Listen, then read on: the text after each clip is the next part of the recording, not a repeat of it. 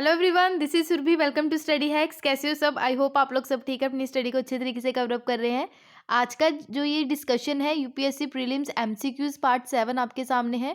Already 1 to 6 part जो है uploaded है, उसको जाके ज़रूर देखिएगा, क्वेश्चंस को अटेम्प्ट कीजिएगा और जितने भी आपके मार्क्स बनते हैं, चाहे जीरो भी बने, उसको भी कॉमेंट सेक्शन में ज़रूर लिखिएगा। तो आइए आज का जो सेशन है यूपीएससी प्रीलिम्स एमसीक्यूज पार्ट 7 हम लोग स्टार्ट करते हैं। सबसे पहला क्वेश्चन आपके सामने है। क्वेश्चन में बोला जा रहा है, इसी सैनिक रिसेंटली, ये अभी न्यूज़ में था, ये किससे रिलेटेड है, ये आप लोगों को बताना है। इजी क्वेश्चन है, ये मैंने डिटेल में डिस्कस भी किया था। जो हमारी डेली करंट अफेयर्स की जो वीडियो आती है इंपॉर्टेंट न्यूज़ की, तो उसमें मैंने डिटेल में डिस्कस किया था। तो आई होप आप ये क्वेश्चन जो है वो अच्छे से अटैम्प्ट करेंगे। सबसे पहले स्टेटमेंट यहाँ पे दे रखी है कि ये एक सैटेलाइट है जो लॉन्च की गई थी यूएई के द्वारा। सेकंड स्टेटमेंट में लिखा है कि ये न्यूली डिस्कवर इन्वेजिव स्पीसीज है प्लांट्स की। थर्ड स्टेटमेंट है कि ये डायनासोर की स्पीसीज है जो रहती थी ये कहाँ पे, ग्रीनलैंड के ऊपर। ठीक है। ऑप्शन डी है type of language belonging to a tribal group of Andaman and Nicobar island. ठीक है, कि ये एक लैंग्वेज की टाइप है जो ट्राइबल ग्रुप जो है अंडमान एंड निकोबार आइलैंड में रहता है, वहाँ से बिलोंग करती है। तो कौन सी स्टेटमेंट सही है, ये आप लोगों को बताना है।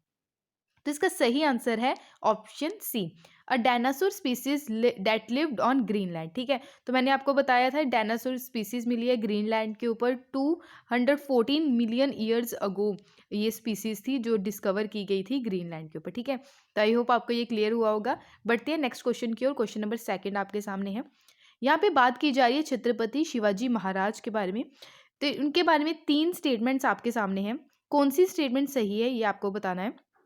स्टेटमेंट फर्स्ट में लिखा है कि इनका जो एडमिनिस्ट्रेशन था अंडर शिवाजी के अंडर, ये काफ़ी ज़्यादा इंस्पायर थे। ठीक है, कहाँ से? डेक्कन स्टाइल ऑफ एडमिनिस्ट्रेशन से। सेकंड स्टेटमेंट में लिखा है कि शिवाजी के द्वारा अबॉलिश किया गया रॉयतवाड़ी सिस्टम को।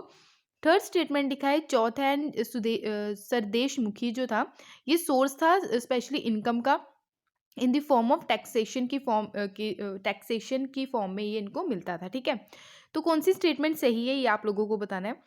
ऑप्शन ए है 1 and 3 only, option B 2 and 3 only, option C 3 only, option D 1, 2 and 3।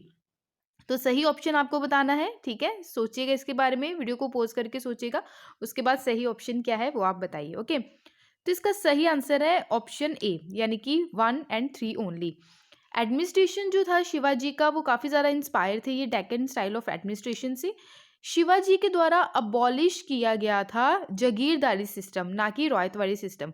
जागीरदारी system को रिप्लेस किया गया था रॉयतवाड़ी सिस्टम से। ठीक है, ये याद रखना आप लोगों को, इसलिए ये वाली स्टेटमेंट क्या हो जाती है, गलत हो जाती है। ठीक है, 19 फरवरी 1630 में शिवाजी का बर्थ हुआ था। तो जब इनका बर्थ हुआ था, इनका नाम रखा गया था शाहजी भोसले, और इनके द्वारा एक्वायर्ड किया गया गोंडाना फोर्ट। ठीक है, इसके बारे में मूवी भी बनी है, आपने देखा होगा। ठीक है, आई थिंक उसमें सैफ अली खान और अजय देवगन है। ठीक है, तो मूवी का नाम मेरे को एक्यूरेट अभी याद नहीं आ रहा है। ठीक है, तो ऑल्सो ये इनके द्वारा रिक्वायर्ड किया गया था गोंडाना फोर्ट। ठीक है, तो बोथ जो फोर्ट था अंडर आदिल शाह जो बीजापुर के उसके अंडर था। उसके बाद ट्रीटी ऑफ पुरंदर साइन की गई 1665 में। ठीक है, ट्रीटी ऑफ पुरंदर याद रखिएगा 1665 में साइन की गई थी between Shivaji and Raja Jaisingh first के बिटवीन। शिवाजी की डेथ हुई 3 अप्रैल 1680 को। ठीक है, तो ये कुछ इंपॉर्टेंट फैक्ट है, ये आप लोगों को याद रखने हैं छत्रपति शिवाजी महाराज के बारे में। तो आई होप आपको ये क्लियर हुआ होगा। बढ़ते हैं नेक्स्ट क्वेश्चन की ओर। Question number 3। क्वेश्चन नंबर 3 जो है वर्ल्ड प्रोग्राम ऑफ एक्शन, ये इनिशिएटिव है, किससे रिलेटेड है, ये आप लोगों को बताना है। ऑप्शन ए है global strategy to enhance disability prevention, option B है strategy to prevent spread of covid infection, option C है reduction of malnourished population, option D है इम्प्लीमेंटेशन ऑफ पेरिस एग्रीमेंट। तो चारों की चारों स्टेटमेंट में से कौन सी स्टेटमेंट सही है, ये आप लोगों को बताना है। तो इसका सही आंसर है option A, global strategy to enhance disability prevention. ठीक है, तो वर्ल्ड प्रोग्राम ऑफ एक्शन जो है ये इनिशिएटिव है global strategy to enhance disability prevention से। ठीक है, तो आई होप आपको ये क्लियर हुआ होगा। बढ़ते हैं नेक्स्ट क्वेश्चन की ओर। क्वेश्चन नंबर 4 आपके सामने कुछ डेज दे रखे हैं और उनकी पर्टिकुलर डेट दे रखी है।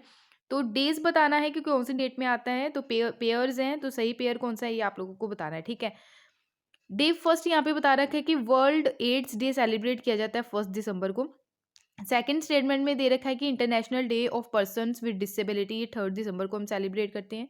ऑप्शन थर्ड यानी कि स्टेटमेंट थर्ड है ह्यूमन राइट्स डे जो है ये हम 10 दिसंबर को हर साल सेलिब्रेट करते हैं। तो कौन सी स्टेटमेंट सही है, कौन सा पेयर सही है इसमें, ठीक है। तो वर्ल्ड एड्स डे जो है ये हम 1 दिसंबर को एवरी ईयर सेलिब्रेट करते हैं, ठीक है। तो मैंने ये डिस्कस भी किया है, क्लियर। तो लास्ट ईयर जो 2021 की जो हमारी डेली इंपॉर्टेंट करंट अफेयर की वीडियो आती है उसमें मैंने डिटेल में डिस्कस किया था इसके बारे में, ठीक है। तो तीनों की तीनों स्टेटमेंट क्या है, ये सही है, यानी कि तीनों के तीनों पेयर्स ये सही हैं। International day of person with disability 3 दिसंबर को सेलिब्रेट होता है। ह्यूमन राइट्स डे जो है 10 दिसंबर को हम सेलिब्रेट करते हैं, ठीक है। वर्ल्ड एड्स डे की थीम क्या थी 2021 की, आप लोग बताइए, ये आप लोगों का होमवर्क है, ठीक है। तो बढ़ते हैं नेक्स्ट क्वेश्चन की और question number 5th। Question number 5th आपके सामने है, 3 स्टेटमेंट्स आपके सामने यहाँ पे दे रखी हैं। आपने सही स्टेटमेंट बताना कि कौन सी है। इसमें से ये बताना है कि इंडिया के द्वारा कौन कौन से कन्वेंशन जो है वो साइन किए गए हैं। फर्स्ट स्टेटमेंट है convention on the prevention and punishment of the crime of genocide. Statement second है international convention on the elimination of all forms of racial discrimination. Statement third है convention on the rights of the child. तो तीनों की तीनों statement आपके सामने है, यानी कि इंडिया जो है, इंडिया के द्वारा कौन सी कन्वेंशन को साइन किया गया है ये बताना आप लोगों ने। ऑप्शन ए है 1 and 3 ओनली, ऑप्शन बी है 2 and 3 only, option C 3 only, option D 1, 2 and 3 only, ठीक है। तो बताइए कौन सा है सही, वीडियो को पॉज करके सोचिएगा इसके बारे में। तो इसका सही आंसर है ऑप्शन डी, यानी कि तीनों की तीनों स्टेटमेंट सही है। तीनों के तीनों कन्वेंशन जो है ये हमारी कंट्री के द्वारा साइन किए गए हैं। तो आई होप आपको ये क्लियर हुआ होगा। बढ़ते हैं नेक्स्ट क्वेश्चन की और क्वेश्चन नंबर 6। क्वेश्चन नंबर 6 जो है यहाँ पे क्या पूछा है, बिम्स्टिक की कुछ कंट्रीज मेंशन है, ठीक है। इसमें से बतानी है कि कौन सी कंट्री इसका पार्ट है, ठीक है। तो कुछ कंट्रीज आपके सामने हैं, तो बिम्स्टिक का मेंबर कौन सी कंट्री है ये आप लोगों को बताना है। फर्स्ट स्टेटमेंट में नेपाल दे रखा है, सेकंड स्टेटमेंट में म्यांमार, थर्ड स्टेटमेंट में मालदीव, फोर्थ स्टेटमेंट में थाईलैंड, ठीक है। तो कौन सा ऑप्शन सही है ये आप लोगों को बताना है। Option A 1 and 2 only, option B 1 and 3 only, option C 1, 2 and 4 only, option D 1, 3 and 4 only, ठीक है। तो ऑप्शन सही जो है वो देखिएगा, सोचिएगा इसके बारे में। बिम्स्टिक के बारे में कई बार मैंने डिस्कस भी किया है, ठीक है। बताइएगा इसका आंसर क्या है।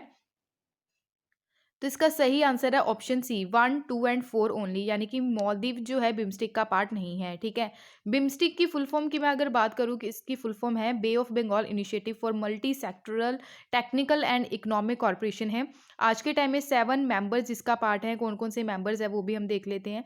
तो मेंबर्स इसके बांग्लादेश, भूटान, इंडिया, नेपाल, श्रीलंका, और 2 जो है 2 अदर जो कंट्रीज़ हैं वो साउथ ईस्ट एशियन कंट्रीज़ है, यानी कि म्यांमार एंड थाईलैंड। तो मालदीव जो है इसका पार्ट नहीं है, ठीक है।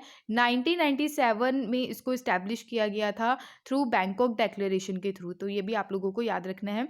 आज के टाइम में बिम्स्टिक के जो हेडक्वार्टर्स है वो कहाँ हैं ये आपका होमवर्क है, बताइएगा, ठीक है। तो आप लोगों की रिविजन भी हो जाएगी। बढ़ते हैं नेक्स्ट क्वेश्चन की और question number 7।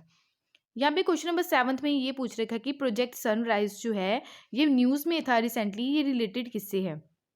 Statement first they रखी है मेंटल हेल्थ केयर से रिलेटेड है, बी है राइजिंग HIV प्रिविलेंस, सी है न्यूट्रिशनल सपोर्ट, डी है ट्यूबरकुलोसिस कंट्रोल, ठीक है। तो कौन सा सही ऑप्शन है ये आप लोगों को बताना है। तो इसका सही आंसर है ऑप्शन बी, ठीक है। ऑप्शन बी, यानी कि प्रोजेक्ट सनराइज जो है राइजिंग जो हो रहे हैं केसेस HIV के उसको कैसे कंट्रोल करना है, इसलिए ये प्रोजेक्ट सनराइज चलाया गया। 2016 में इसको स्टार्ट किया गया ताकि इंजेक्टिंग किया जा सके drugs in the 8 north east states में, ठीक है। तो आई होप आपको ये क्लियर हुआ होगा। बढ़ते हैं नेक्स्ट क्वेश्चन की और क्वेश्चन नंबर 8 आपके सामने है। क्वेश्चन नंबर 8 में 3 स्टेटमेंट्स आपके सामने यहाँ पे दे रखी हैं। तो सही जो स्टेटमेंट है वो आप लोगों को बताना है। तो ये रिगार्डिंग है सिखिज़्म के रिगार्डिंग है, ठीक है। तो सिखिज़्म से रिलेटेड 3 स्टेटमेंट्स हैं। पहली स्टेटमेंट में ये बता रखा है कि डेवलपमेंट जो हुआ सिखिज़्म का इन्फ्लुएंस थे बाय वैष्णव और हिंदुज़्म से, ठीक है। सेकंड स्टेटमेंट में ये बता रखा है कि खालसा जो टर्म है इसका जो Sikh Khalsa term debt Sikh refer करती है फेथ से। थर्ड स्टेटमेंट है सिखिज़्म जो कंडेम्स हैं, ठीक है, इसके जो रिचुअल्स है fasting and visiting place of the pilgrimage, ठीक है। तो सही स्टेटमेंट आप लोगों को बताने की सही स्टेटमेंट कौन सी है। तो इसकी सही स्टेटमेंट है, यानी कि ऑप्शन आपके सामने है, option A 1 and 2 only, option B 1 and 3 only, option C 2 and 3 only, option D 1, 2 and 3, ठीक है। तो सही स्टेटमेंट कौन सी है ये आप लोग बताइएगा। तो इसका सही आंसर है ऑप्शन बी, यानी कि सेकंड जो है वो स्टेटमेंट गलत है, ठीक है। तो ऑप्शन बी जो है 1 and 3 ओनली इसकी सही स्टेटमेंट है, ठीक है। बढ़ते हैं नेक्स्ट क्वेश्चन की ओर, क्वेश्चन नंबर 9। क्वेश्चन नंबर 9 आपके सामने है, यहाँ पे प्लेसेस दे रखे हैं जो रिवोल्ट हुए थे, सप्रेस्ड किसके द्वारा किए गए थे वो आप लोगों को बताना है, ठीक है, कौन सा पेयर सही है। तो करेक्ट जो मैच करना है वो आप लोगों को बताना है, ये ऑप्शन थोड़ा यहाँ पे आएगा, ठीक है, यहाँ पे रह गया, ठीक है, तो ये ध्यान रखिएगा। तो सही जो पेयर है वो बताइएगा। फर्स्ट स्टेटमेंट में बता रखा है बरेली में जो रिवोल्ट हुआ था, सप्रेस्ड हुआ था सर कॉर्नेल कैंपबेल के द्वारा। सेकंड स्टेटमेंट दिल्ली में जो हुआ जॉन निकोलसन के द्वारा, कानपुर कॉर्नल ऑनसेल के द्वारा, ठीक है। तो बताइएगा कौन सा पेयर सही है।